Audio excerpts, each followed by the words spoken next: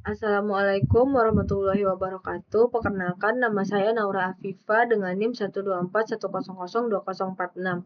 Di sini saya ingin menjelaskan terkait final project mata kuliah akuntansi keuangan menengah 1. Nah, di sini kita diminta untuk memiliki asumsi dagang. Saya memiliki asumsi dagang usaha kue tiaw. Nah, di sini asumsi selanjutnya saya memiliki satu karyawan dengan gaji Rp3.372.994. Nah, karyawan ini hanya bekerja selama 5 jam per hari. Nah, selanjutnya saya juga membayar sewa tempat sebesar 1 juta, membayar listrik, air, dan gas dalam sebulan sebesar 500.000. Lalu ada aset yang akan didepresiasikan seperti kompor, wajan dan alat masak, meja dan kursi, dan etalase. Nah, itu sendiri sebesar masing-masing 1 juta, 1 juta, 2.500.000, dan 1.500.000. Di total menjadi 6 juta. Nah, saya menggunakan metode straight line method, yaitu dibagi 12 per bulannya. Dapat 500.000 depresiasi per bulannya. Lalu di sini saya juga sudah mencari biaya produksi. Nah, biaya produksi untuk satu porsi kue tiaw itu sebesar 7.600.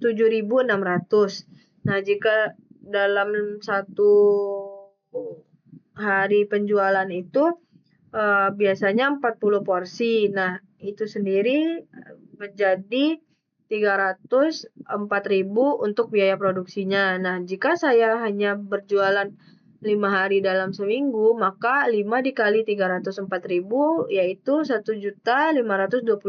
Nah, jika 1 bulan maka 1.520.000 dikali 4 sehingga mendapatkan hasil 6.080.000. Nah, itu biaya produksinya.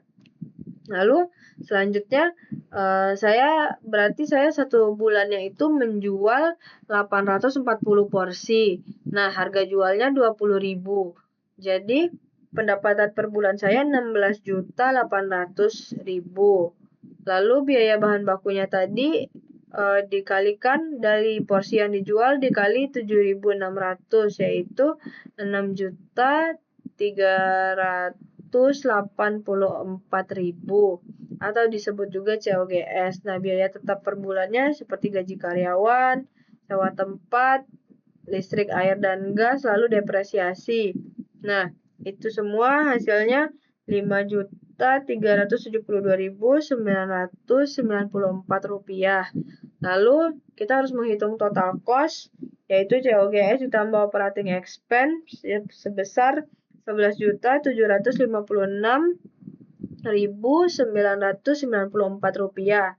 Nah, net income-nya yaitu revenue dikurangi operating expense sebesar 11.427.006 rupiah.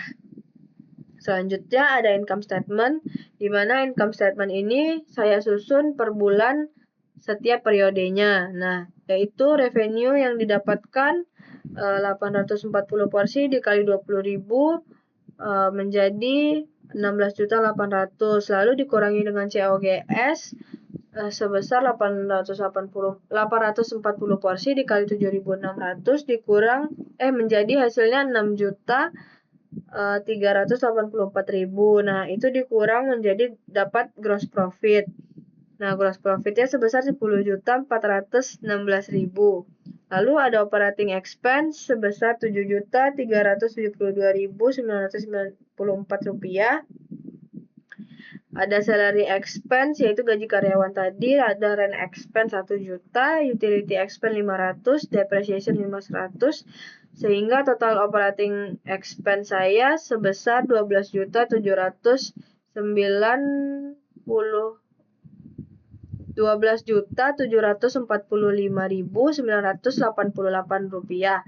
Nah, di mana di sini berarti operating expense-nya lebih besar daripada profitnya, sehingga saya mendapatkan net loss sebesar 2.329.988 rupiah. Nah, selanjutnya ada retained earning statement, yaitu beginning retained earnings-nya masih 0 karena ini baru bulan pertama usaha. Lalu ada net loss sebesar 2.329.988. Lalu dikurangi dividen karena saya tidak ada keuntungan, jadi saya tidak membagi dividen. Nah, lalu ending retained earnings-nya yaitu minus 2.329.988.000 karena saya rugi sebesar itu. Jadi saya tidak memiliki keuntungan di sini.